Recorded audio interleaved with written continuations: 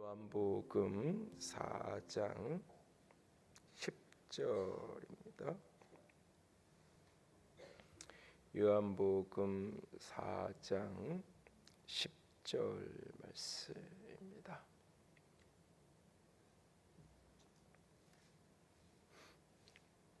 요한복음 4장 10절. 요한복음 4장 10절 한 절입니다. 다 함께 읽겠습니다. 예수께서 대답하여 이르시되 내가 만일 하나님의 선물과 또 내게 물을 달라 하는 이가 누구인지를 알았더라면 내가 그에게 구하였을 것이요 그가 생수를 내게 주었으리라. 아멘. 우리가 성경을 대하고 성경을 읽어가는 데 있어서 특별히 오늘날의 시선, 내가 가지고 있는 고정관념의 렌즈로 성경을 끊임없이 우리는 읽게 되어 있습니다. 그래서 끊임없이 노력해야 되는 것이 내가 보는 성경에 대한 해석과 시선이 이렇게 맞을 수도 있지만 그것이 늘 이렇게 왜곡되고 틀릴 수 있다는 사실을 겸손함으로 바라보는 태도가 늘 필요합니다. 최근에 뭐 이렇게 미투 운동, 사실 운동이라고 하기보다는 자기 고백인데 그런 일들과 관련해서 한 대학교 교수, 이제 작가 시인이기도 한 분이 뭐 이런저런 이야기를 학교 강의실에서 하다가 논란이 돼서 뭐 교수 사과를 해라, 사과는 못하겠다, 그냥 교수를 그만두겠다. 그래서 교수직을 이제 사직을 하니까 학생들은 사직서를 받으면 안 된다, 그냥 면직을 시켜야 된다, 뭐 이런 논란거리가 된 한 작가인 교수님 강의실에 했던 이야기 중에 하나, 뭐 여러 이렇게 이야기 중에 했던 한 이야기 중에 하나가 한 문학 작품을 인용하면서 이제 뭐 이렇게 일반, 그러니까 결혼하지 않은 처녀가 가지고 있는 어떤 성적인 욕구와 이혼녀가 갖고 있는 성적인 욕구가 다르다, 뭐 이런 식으로 이제 비유를 하면서 이제 어떤 책의 작품에 있는 것을 인용하면서 이 문제에 대한 여러 가지 자기가 갖고 있는 어떤 시각을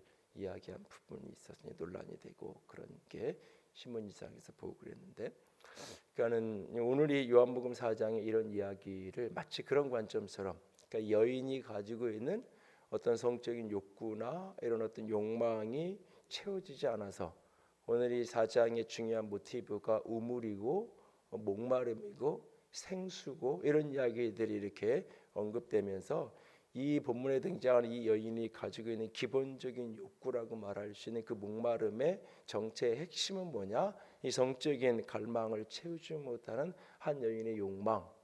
그런데 그 인간적인 그 욕망은 그러면서 이제 성적인 욕망 자체도 긍정적인 욕망으로 해석하기보다는 부정적인 욕망으로 해석을 하면서 이 기본적으로 이 여인을 부정한 여인이라는 시각으로 본문을 들여다보게 되죠.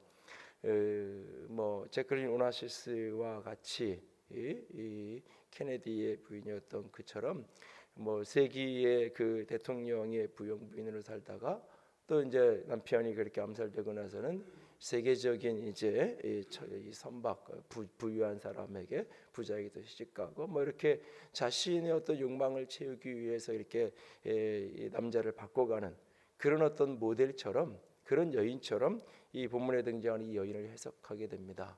오늘날 21세기 여성들의 권위가 많이 향상되었다라고 하는 시대에서조차도 뭐 이렇게 미투 운동의 여러 가지 실체들이 드러나고 공개되어지고 드러나는 것보다 더 많은 그 어둠과 그 특별히 사회생활하는 여인들이 겪는, 여자들이 겪는 어려움에 대한 이야기들이 이면에 있다라고 이야기하는데, 이 여성의 권위가 이만큼 확장되어진 시대조차도 여성이 남자들을 자기의 성적인 욕망의 성취를 위해서 자기가 마음껏 취할 수 있다. 그래서 이 여인이 주도적으로 5번씩이나 남자를 주도적으로 자신이 바꿔가면서 이 남자가 마음에 안 드니까 버리고 선택하고 그런 스토리로 이해하는 게 어려운, 오늘날도 누군가가 그런 여인이 있다면 그 여인은 적어도 누가 봐도 감당할 수 없을 만큼 큰 부를 가지고 있든지, 그 부뿐만 아니라 어떤 권력을 갖고 있고 특별히 어떤 외모의 탁월함과 그래서 외모의 권력, 부모의 권력, 재물의 권력 이런 것들이 아주 강하게 갖고 있지 않고는 사실은 그런 스토리를 상상하는 것 자체가 불가능한 오늘날조차도. 근데 2000년 전에 여자는 사람의 숫자로도 헤아리지 않던 그 시대, 여성은 한 소유물, 노예를 소유하는 개념처럼 우리나라 조선시대나 그 이전에 노비를 소유하는 그런 정도의 개념으로 취급하던 그런 시대에 여성이 그럴 수 있는 게 아니죠. 오늘 이 여인이 그럼 왜 그렇게 혼자 살면 되지 5번씩이나 그렇게 했느냐? 살기 위해서, 살아남기 위해서 그렇게 할 수밖에 없는 거예요. 지금도 사는 남자가 한 남자랑 살고 있는데 내 남편이 아니다라고 말하는데, 이것은 이 여인이 이 남자에게 마음을 안 주어서, 그리고 마음은 딴 데 가 있어서 남편이 아닌 게 아니에요. 사실은 이 남자를 사랑하거나 이 남자를 원해서 하는 게 아니라 내가 살아남기 위해서는 이 남자의 울타리 안에 살 수밖에 없는 거예요. 당시 사회에서 여자는 부모 아버지 밑에 있든지 남편 아래에 있든지 아들 아래에 있든지, 누군가 어떤 그 사람이 아버지든 남편이든 아들이든 그 울타리 안에 살지 않는다면 누군가가 강제로 강간을 하고 짓밟아도 아무런 형사소치를 할 수 없고 아무런 소리조차 지를 수 없는 그런 어떤 시대, 그런 어떤 상황, 그런 어떤 정서 속에 이 여인은 살아남기 위해서 어쩔 수 없이 한 남자가 그냥 자신을 어떤 집안에 허드렛 일을 해야 되는 일꾼으로, 또는 어떤 자기 욕망의 충족의 대상으로 그렇게 이 여인을 그냥 걷어준 거예요. 그러면서 그 집에 그냥 그렇게 살게 하는, 그러다가 자신이 필요가 없으면 그냥 얼마든지 내어버릴 수 있는 그런 사람, 그런 대상으로 지금 놓여 있는 거예요. 그래서 요즘에 언제 이렇게 일용직으로 이렇게 계약직으로 있다가 언제 해고될지 모르는 그 불안감보다 더한, 사실은 그런 어떤 비참한, 그런 어떤 지경의 인생을 사는 게 바로 이 여인의 모습이에요. 그러니까 이 여인이 가지고 있는 욕망, 이 여인이 가지고 있는 갈망은 기본적으로 부정한 여인이 부정한 자기 욕망을 취하기 위해서 결혼 관계에 있으면서도 그 남편에게 만족하고 충실하게 살아가지 못하다가 끊임없이 다른 남자에 대한 욕망을 갖고 살던 여인이, 그래서 결혼 생활을 지속하지 못하고 그래서 계속 이혼하면서 남자를 찾아다니는, 채울 수 없는 그런 성적인 부정적인 욕망을 가진 여인이 아니에요. 그렇게 이 본문을 읽으면 이 본문의 이야기는 나랑은 굉장히 관계없는 이야기가 돼요. 나랑은 보통의 평범한 삶을 사는 사람들에게 별로 관계없고, 특별한 그런 육체적인 부정적 성적인 욕망이 강한 어떤 여인, 부정한 여인이 그런 부정한 여인까지도 주님이 사랑하셨지, 그런 부정한 죄인까지도 주님께서 사랑하셨어 라고 하는 그런 이야기, 스토리가 되는 거야, 이 이야기가. 그러나 이 본문에 물론 넓게 해석하면 죄인을 사랑하고 찾아간 이야기가 될 수 있지만, 이 이야기는 1차적으로 그렇게 부정한 죄인을 향한 사랑이 아니에요. 인간의 기본적인 생존의 욕구를 가지고 살아가는데 그것이 채워지지 않는 그 고통 가운데 살아가는, 가장 기본적인 삶을 유지하는 가장 기본적인 생존, 가장 기본적인 보호, 가장 기본적인 안전, 가장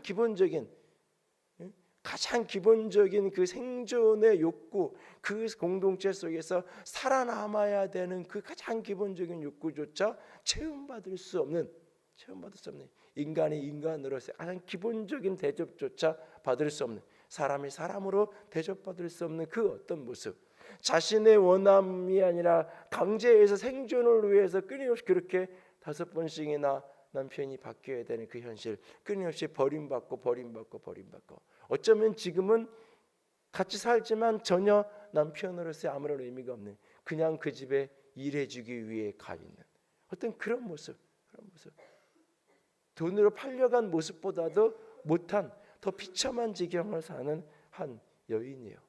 이 여인이 주님을 만난 겁니다. 주님이 물을 달라고 하니까 말합니다. 당신은 유대인인데, 다른 말로 얘기하면 원문을 직역하면 유대인 남자인데 왜 사마리아 여자인 내게 물을 달라고 합니까?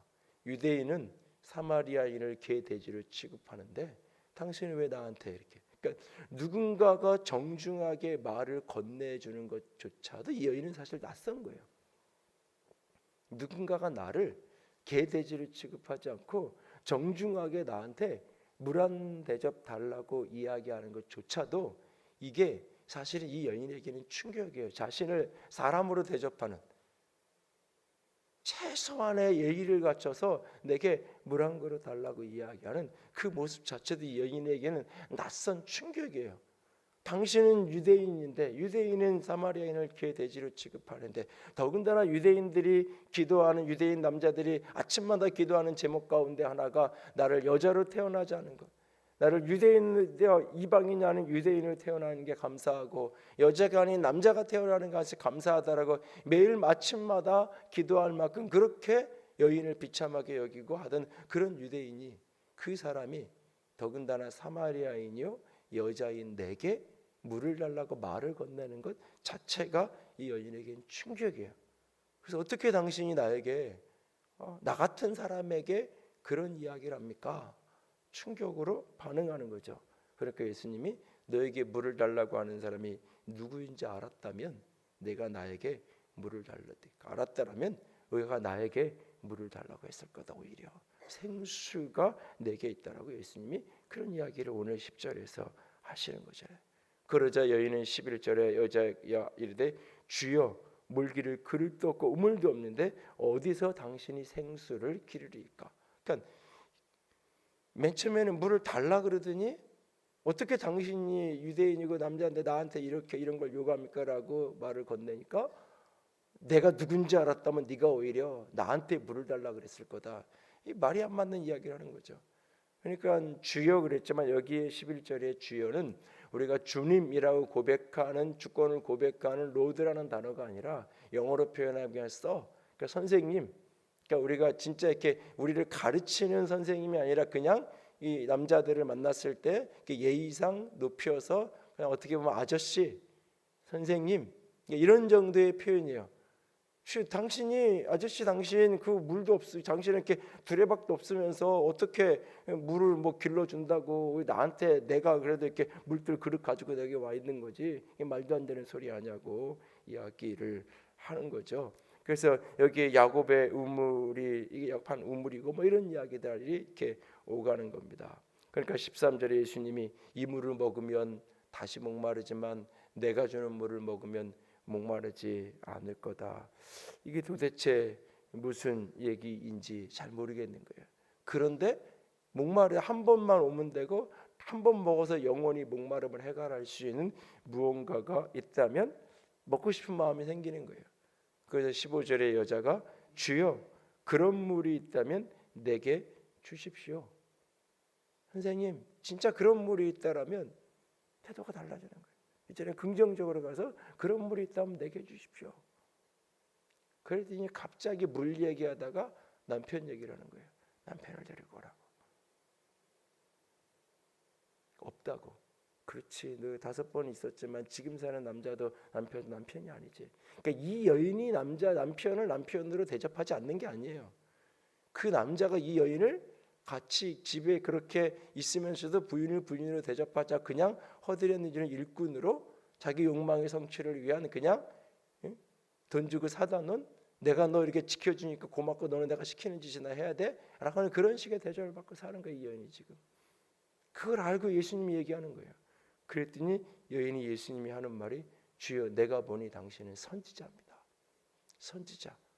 내가 아무에게도 얘기하지 않는, 나를 이렇게 처음 봤기 때문에 우리 동네의 소문을 알고 나를 알 리가 없는데 어떻게 당신이 내 인생의 은밀한 비밀 5번씩이나 내가 그렇게 버림받고 오늘도 내가 비참한 인생을 살아가는 것을 어떻게 당신이 알 수 있습니까? 당신은 바로 선지자입니다. 그러면서 평생에 갖고 싶었던 의문, 선지자의 평생에 자기의 내면 깊은 곳에 묻고 싶었던 질문을 하는 거예요. 당신들은 예루살렘에 예배할 곳이 있다고 하는데 우리 선조들은 이곳 사마리아에서 예배한다고 하는데 어디서 어떻게 예배하는 게 옳은 겁니까? 라고 예배에 대한 질문을 던져요. 이 여인의 생존의 욕구, 삶의 욕구, 그 저 밑바닥에 이 여인은 영적인 욕구가 있었던 거예요. 기본적인 생존을 위해 가장 비참한 인생을 살아가지만 기본적인 생존의 필요조차 채울 수 없는 너무나 처참한 인생을 살아가고 있지만 그럼에도 불구하고 이 여인의 내면에는 하나님을 향한 영혼을 향한 목마름이 이미 깊은 곳에 있었던 거예요. 저런 사람은 지금 살기 너무 힘드니까 너무너무 현실이 고단하고 어려우니까 저런 사람에게 영적인 이야기하는 건 아무런 의미가 없어. 지금 배고프고 목마르고 하루를 살아가기 힘들고 그런 사람에게 교회에서 빵을 주고 먹을 거를 주고 교회에서 그 사람들이 쉴 수 있는 곳을 주고 교회에서 복지관을 만들어서 그 사람들이 머물 수 있게 해주고 그래야지. 지금 기본적으로 죽어가는 사람, 하루에 한 끼를 못 먹고 힘들어하는 사람에게 영혼에 대한 이야기하고 천국에 대한 이야기하는 건 아무런 의미가 없어. 아니에요. 물론 한 손에 빵을 들고 한 손에 말씀을 들고 때로는 동시에 가야 되는, 동시적으로 접근해야 되는 게 맞아요. 그러나 가장 비참한 인생을 살아가는 그도, 가장 절박한 생존의 고통을 가지고 있는 그 사람도 내가 겪는 육적인 고통, 내가 겪는 육적인 배고픔, 내가 겪는 육적인 생존의 생명의 위협, 그 너머에 내면 깊은 곳에는 누군가는 그게 배부른 고민이라고 말할런지 모르지만 이 밑바닥에 영혼에 대한 갈망이 있는 거예요. 그래서 내가 선지자를 만났다. 내 인생의 비밀을 아는 그 사람을 만났을 때 당신 내가 그럼 어떻게 살아야 되는지, 어떻게 이런 남편이 있는 이런 내가 비참한 인생이 어떻게 소망의 인생으로 바뀔 수 있는지 좀 비밀을 알려달라고, 내가 어떤 남자를 찾아가면 나의 울타리가 될 수 있고 나의 보호자가 될 수 있는지 당신이 좀 알려달라고. 이 남자는 나를 내가 믿을 수 없는 남자라면 어디를 찾아가야 되는지 알려달라고 자신의 인생의 생존의 문제를 질문하지 않아요.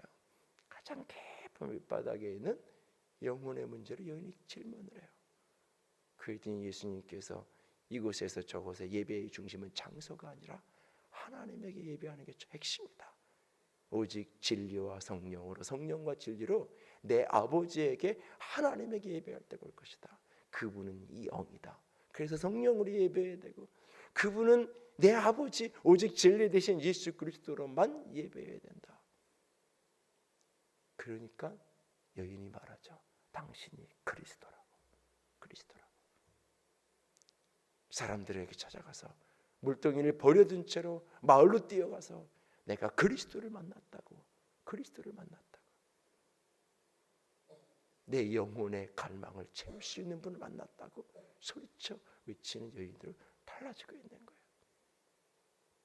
우리는 사람들이 가지고 있는 육적인 필요를 보면 그것을 먼저 채워야 된다고 생각합니다.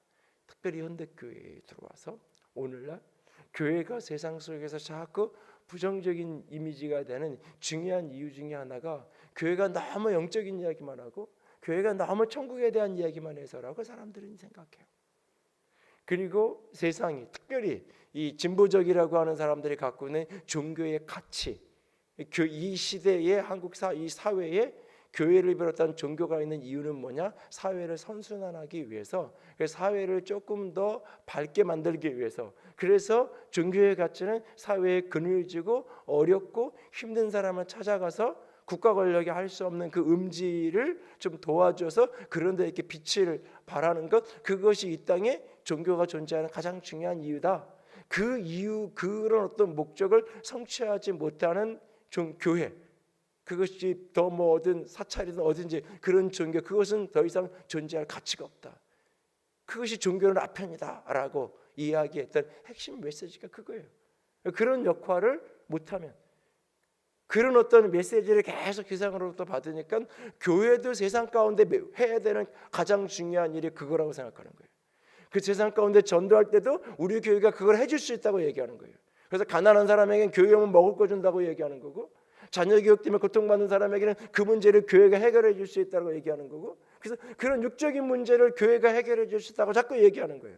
그리고 그런 걸 잘 해결해 주는 교회가 좋은 교회라고. 그래서 수많은 프로그램들, 교회인지 문화센터인지 이제 문화센터를 더 넘어가서 병원과 모든 게 다, 그 병원도 복지관도 문화센터도 다 함께 어우러져 있는 그런 어떤 교회.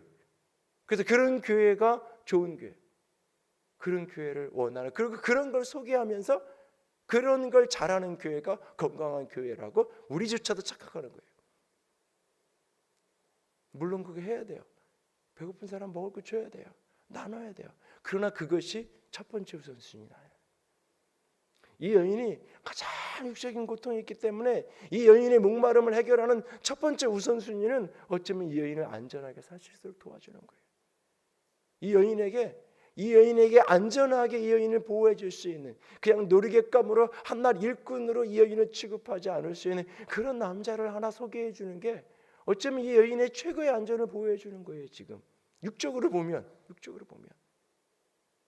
근데 이 여인이 스스로 자기 얘기를 하잖아요. 스스로 무슨 얘기? 예배에 대한 갈망을 얘기하잖아요. 예수님이 먼저 예배에 대한 이야기를 꺼낸 게 아니에요. 이 여인의 밑바닥에 그게 있는 거예요.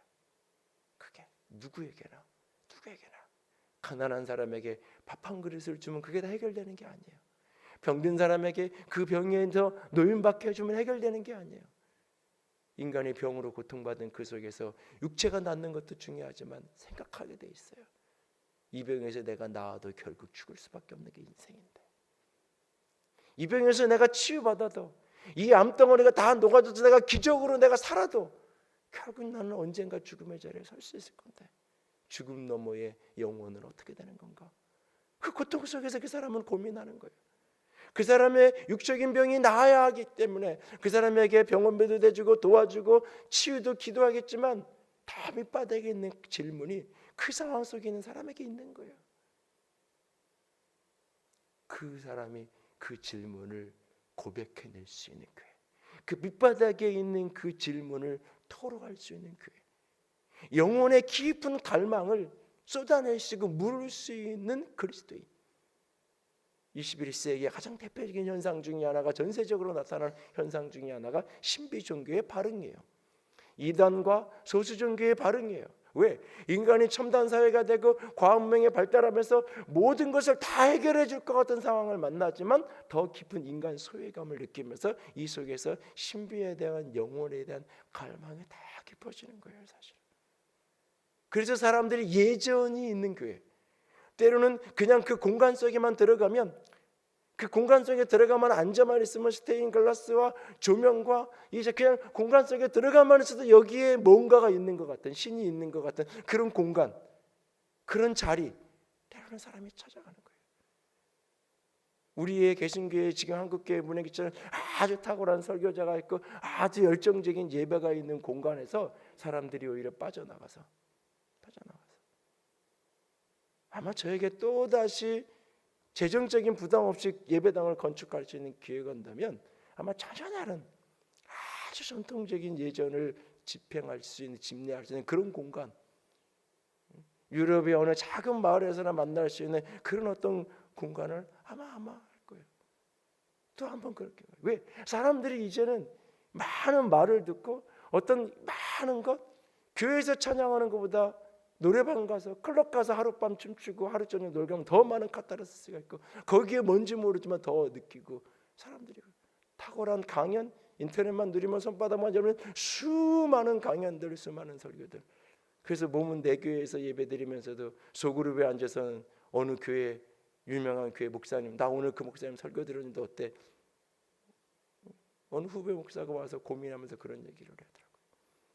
자기가 교구 담당 부목사를 교구 담당을 하는데, 교구 담당 목사간데도 불구하고 지난주에 설교를 얘기하는데 자기 교회 담임 목사님 설교가 아니라 자기 동네에 있는 유명한 큰 교회 목사님 설교를 이야기하는 그 인터넷. 근데 그걸 한 사람만 들으니까 그 샘터, 그 속으로 다 들어가지고 그거 가지고 떠들고 있더라고요. 이 풍경을 어떻게 자기가 해야 되는지 모르겠다고. 이제는 사람들이 많은 걸 듣는 게 아니라 사실은 밑바닥 깊은 곳에, 이게 가면 갈수록 사실 어쩌면 그런 게 있어요. 사람들이 오늘 왜 사람들의 내면 깊은 곳에는 아무리 육적인 게 채워져도, 아무리 배부르고 아무리 좋은 남편 좋은 아내 멋있는 자녀랑 살고 아무리 많은 권력을 가지고 해외여행을 1년에 몇 차례씩 물 좋고 좋은 데를 아무리 풍경 좋은 데를 다녀도 채워지지 않는 인간의 내면에 이 갈망이 있는 거예요. 갈망이. 그 갈망을 채워주시는 분이 그리스도, 예수 그리스도, 예수 그리스도. 그분으로만 이 영혼의 갈망이 채워질 수 있는 거예요. 어디에서? 예배에서 그분을 만날 때, 예배의 자리에서 그리스도를, 예수를 선생이 아니라, 좋은 모델이 아니라 나의 구원자로 경험될 때, 나의 그리스도로 체험될 때, 이 영혼이 자유케 되고 이 영혼이 쉼을 얻고 영혼이 평화를 얻는 것을 그 예배의 자리에서 체험될 때, 그것이 진리 안에서, 복음 안에서, 예수 그리스도 안에서 안 되니까 가짜가, 그런 좋은 공간, 좋은 건물, 가짜 신비를 이야기하는 곳으로 사람들이 찾아다니는 거예요. 수많은 교회에 있던 그리스도인들이 신천지고 이단에 가는, 신천지를 가는 사람들의 90%가 다 교인이었던 사람들이잖아요. 여기서는 다 이단이고 잠시다고 얘기하는데 찾아가요. 왜? 내가 교회 다닐 때는 못 느꼈는데, 못 경험했는데, 오히려 당신은 이단이라고 얘기하는데 여기서는 내가 뭔가를 경험하는데, 어둠이 주는, 거짓이 주는, 사단이 주는 그 어떤 영적인 체험, 지나고 나면 가짜인 게 드러나겠지만 아직까지는 진짜인 것 같은 무엇인가. 왜? 진짜를 경험해보지 못했으니까 가짜가, 이 가짜라도 괜찮아 보이는 거예요. 가짜라도 먹을만한 거예요. 진짜 맛있는 걸 먹어보지 못했으니까. 예배한다고 말하고 교회 다닌다 말하고 신앙한다고 말하지만 여전히 예수님은 나에게 한 유대인, 좋은 모델, 역사의 위인으로 남아있으며, 여전히 예수님은 좋은 선생님으로만 남아있으며, 여전히 예수님은 한 위대한 선지자로만 남아있으며, 그렇게 될 수밖에 없는 거예요. 예수가 그리스도로 내 영혼의 갈망을 채울 수 있는, 그래서 내가 육적으로 어떤 자리에 있든지 상관없이 그것을 초월해서 어떤 가난과 절망과 질병과 고통 속에 있어도 그것을 뛰어넘는, 이 속에서 나오는 기쁨, 이 속에 영혼 깊은 곳에서 나오는 감격과 희열과 은혜가 있는 그 자유함이 있는, 세상의 그 무엇으로도 바꿀 수 없는, 주 예수보다 귀한 것이 없다라고 말하는, 그게 이 중심에서 고백되어지는 간증, 그 체험, 예수를 그리스도로 경험하며 예배하고 그리스도로 경험하며 살아가는 사람들에게 있는 고백, 간증, 그것이 있는 사람은 유동하지 않는 거예요. 오늘 우리 안에 예수를 그리스도로 만나는 간증이 있기를 원합니다. 여러분이 만나는 수많은 영혼들, 그 육적인 갈망 저 너머에 그 영혼의 울부짖음이 있다는 사실을 잊지 마십시오. 육으로 아무리 채우려도 채울 수 없는 영혼의 갈망이 그들에게 있습니다. 그것을 채워줄 수 있는 것은 내가 아니요 오직 그리스도 주님이십니다. 그래서 그들에게 주님이 필요한 거예요. 교회가 가진 어떤 것이 필요한 것이 아니라 복음이 필요하고 예수가 필요한 거예요. 은과 금은 내게 없거니와 나사렛 예수 그리스도의 이름으로 일어나 걸으라고 말할 수 있는 교회. 은과 금으로 세상을 먹이는 게 아니라 예수 그리스도로 세상을 먹일 수 있는 교회가 더 사람이 많아지고 교회가 재정이 많아지면 세상을 위해서 많은 일을 할 수 있다는 넌센스와 같은 착각, 이걸 저를 비롯해서 우리 모두가 벗어버릴 수 있기를 원합니다. 우리가 세상에 줄 게 없는 이유는 내 안에 복음의 확신이 부족해서, 내 안에 그리스도가 충만하지 못해서, 내 안에 주의 영이, 우리 가운데 주의 영이 가득하지 못해서 세상에 때려줄 것이 없는 거예요. 오늘 우리 안에 예수를 그리스도로 만나는 간증, 예수가 그리스도 된 충만함이 차고 넘칠 수 있기를 주님의 이름으로 부탁을 드립니다. 오늘도 그 소망과 그 갈망을 가지고 주님 앞에 엎드려지고 구할 수 있고 중보할 수 있는 저와 여러분이 될 수 있기를 주님의 이름으로 부탁을 드립니다. 기도합니다.